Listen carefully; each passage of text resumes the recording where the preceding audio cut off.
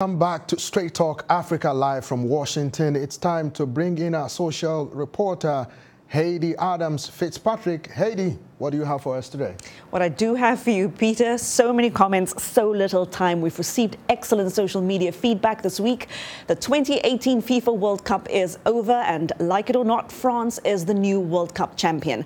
The 5 African teams that participated in Russia, Nigeria, Egypt, Senegal, Morocco, and Tunisia all knocked out in the preliminary rounds of this highly competitive event. So this leads us to our question of the week, in which we asked, why did the African teams fall short in the 2018 World Cup? We're going to start here with our social media comment of the week from Facebook fan Ken Douglas Dykes from Uganda, who writes, Africa's football teams fell short because all their players went to France and won the World Cup.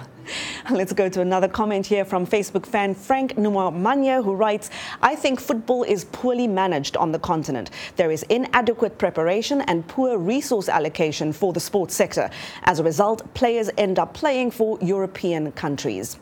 And our last Facebook comment comes from Kashangeo Bailon from Uganda, who says Africa's teams failed in the World Cup due to corruption and nepotism. Some players are very rich. They bribe selection officials, and those officials select their own people, which are their relatives and friends. Hence, the quality of the teams, the players, are compromised.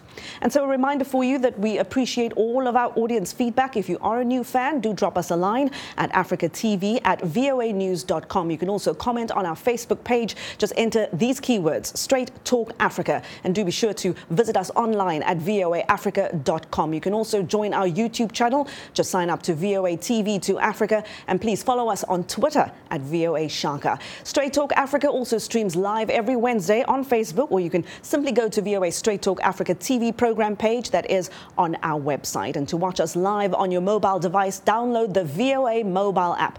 Now let's take a look at what is ahead on next week's program.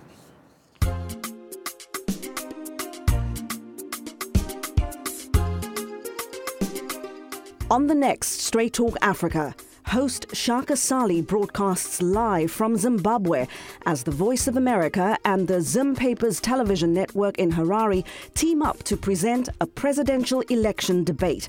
Zimbabweans are preparing to vote on July 30th in the first election since former President Robert Mugabe was removed from power last November. A presidential election debate on the next Straight Talk Africa.